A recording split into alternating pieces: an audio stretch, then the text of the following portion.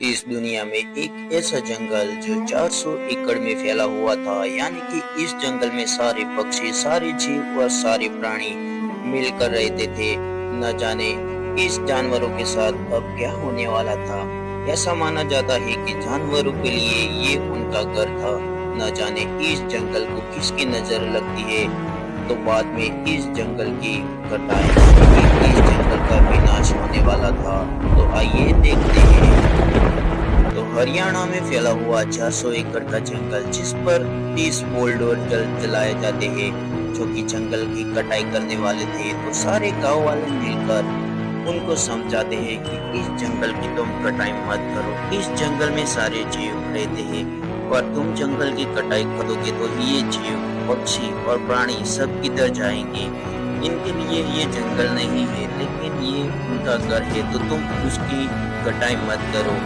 फिर भी ये कोई बात नहीं मानते और जंगल की कटाई शुरू कर देते हैं। एक के एक बाद जंगल के सारे पेड़ काट देते हैं। जंगल में सब विनाश हो चुका था और जंगल सब कटा हुआ था और जंगल के सारे पक्षी और प्राणी रोने लगते हैं। न जाने अब इनकी मदद कौन करेगा।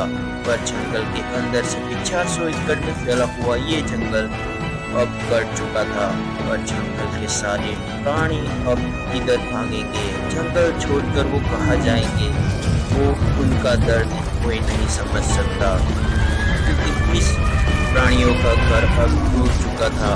वो जंगल छोड़कर अब कहाँ जाएंगे। उनका दिल तोड़ने वाले इंसान के साथ अब क्या होगा। पहले जंगल कैसा था और अब जंगल कैसा हो चुका है, यानी कि जंगल के सारे पेड़ अब कट चुके हैं। जंगल में अब विनाश हो चुका है। न जाने इन जानवरों का दर्द कौन समझेगा।